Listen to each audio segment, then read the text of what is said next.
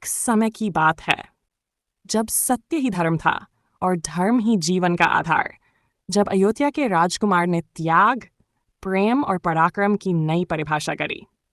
क्या आपने कभी सोचा है रामायण में वो कहानियां क्या हैं जो आमतौर पर सुनाई नहीं जाती? आज हम ले चलेंगे आपको उस यात्रा पर जहां भगवान राम के जीवन की अनकही घटनाएं आपका हृदय छू जाएंगी। बहुत समय पहले की बात है, जब अधर्म ने अपने पांव पसार लिए थे, जब पाप का घड़ा भर चुका था और जब पृथ्वी माता स्वयं देवताओं से सहायता मांगने ब्रह्मा लोक पहुंची थी। तब ब्रह्मा जी ने भगवान विष्णु से प्रार्थना की, प्रभु, अब आपको स्वयं अवतार लेकर धर्म की स्थापना करनी होगी। और तभी भगवान विष्णु ने यह निर्णय लिया, मैं पृथ्वी पर मनुष्य के रूप में जन्म लूंगा। सरयू नदी के किनारे बसी एक दिव्य नगरी, सूर्यवंश की राजधानी। वहीं थे राजा दशरथ, धर्मनिष्ठ, वीर और प्रजा के प्रिय। वर्षों तक संतान की प्रतीक्षा के बाद जब उन्होंने पुत्रेष्टि यज्ञ कराया, तब यज्ञ की अग्नि से निकला दिव्य खीर का पात्र तीनों रानियों को दिया गया। और कुछ महीनों बाद चैत शुक्ल नवमी को पुनर्वसु नक्षत्र और कर्क लग्न में भगवान श्री राम ने कौशल्या की कोख से जन्म लिया। उनका जन्म साधारण नहीं था। जैसे ही वे प्रकट हुए, उस समय सारा अयोध्या आलोकित हो उठी। देवताओं ने पुष्प वर्षा की, आकाश में दिव्य संगीत बजने लगा, वायु सुगंधित हो उठी। उस क्षण ब्रह्मांड ने जान लिया था, धर्म स्वयं मानव रूप में आया है। राम बचपन से ही विलक्षण थे। सौम्यता, धैर्य, विनम्रता और शौर्य उनके स्वभाव में घुले थे। वे कभी किसी से ऊंची आवाज में नहीं बोले। उनकी आंखों में करुणा थी, शब्दों में सत्य और कर्मों में मर्यादा। उनके छोटे भाई भरत, लक्ष्मण और शत्रुघ्न उनसे असीम स्नेह करते थे, पर लक्ष्मण तो मानो राम की छाया बन गए थे। जब राम बड़े हुए, तब विश्वामित्र ऋषि उन्हें राक्षसों से यज्ञ की रक्षा के लिए वन ले गए। यहीं राम ने पहली बार राक्षसी ताड़का का वध किया और धर्म के रक्षक के रूप में अपना पहला कर्तव्य निभाया। इसके बाद उन्होंने मारीच और सुबाहु जैसे राक्षसों को परास्त किया। फिर आया वह क्षण जो राम कथा का एक अमर अध्याय बना, जनकपुरी में स्वयंवर। भगवान शिव का धनुष, जिसे कोई उठा भी नहीं सकता था, राम ने उसे सहजता से उठाकर तोड़ दिया। सीता, जनकनंदिनी, भूमिपुत्री स्वयं मां लक्ष्मी ने श्री राम को वरमाला पहनाई।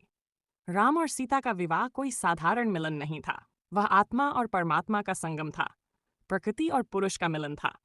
किंतु संसार में सुख स्थायी नहीं होता। जब राम को राज्याभिषेक का दिन आया, तभी कैकेयी की 2 मांगी हुई वरदानों ने सब कुछ बदल दिया। राम को वनवास, और वह भी 14 वर्षों का। राम ने बिना कोई विरोध किए, बिना किसी शोक के अपने पिता की आज्ञा को धर्म मानकर स्वीकार किया। यही वह क्षण था जब वे मर्यादा पुरुषोत्तम कहलाए। उनके लिए सत्ता या सुख का कोई महत्व नहीं था, उनके लिए सत्य और वचन सर्वोपरि था। सीता और लक्ष्मण भी उनके साथ वन को गए। वनवास में उन्होंने अनेक ऋषियों से भेंट की, राक्षसों का संहार किया और वनवासियों को प्रेम और आश्वासन दिया। परंतु जब रावण ने छल से सीता का हरण किया, तब राम ने अपने भीतर छुपे योद्धा को जागृत किया। हनुमान, सुग्रीव, जामवंत और वानर सेना के सहयोग से उन्होंने समुद्र पर पुल बनवाया, राम सेतु, और लंका पर चढ़ाई की।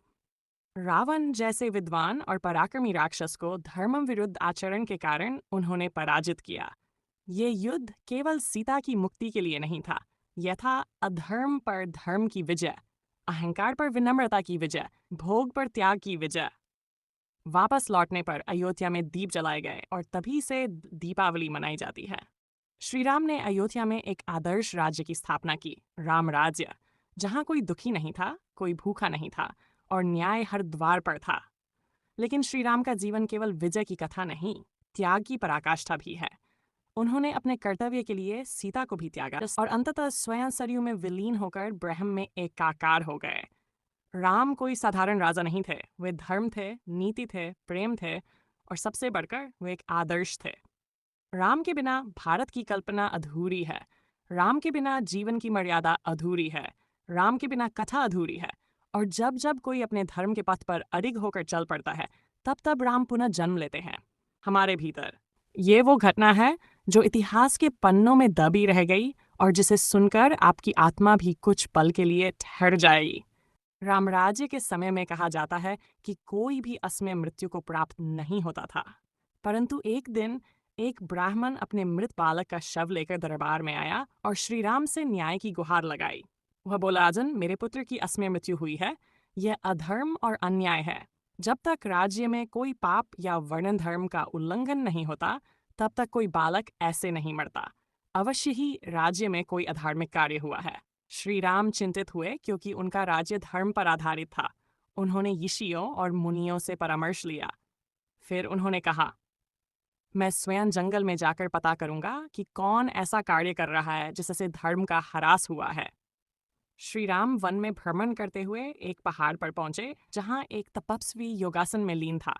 वह एक शूद्र तपस्वी था जिसका नाम था शंबुक। राम ने उससे पूछा, हे मुनि, आप कौन हैं और किस उद्देश्य से तप कर रहे हैं?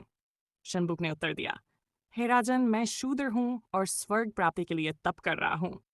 ये सुनते ही श्री राम ने अपने धर्मदायित्व के अनुसार तलवार निकाल ली और शंबुक का वध कर दिया। जैसे ही शंबुक मरा, उसी क्षण वह ब्राह्मण बालक पुनर्जीवित हो गया।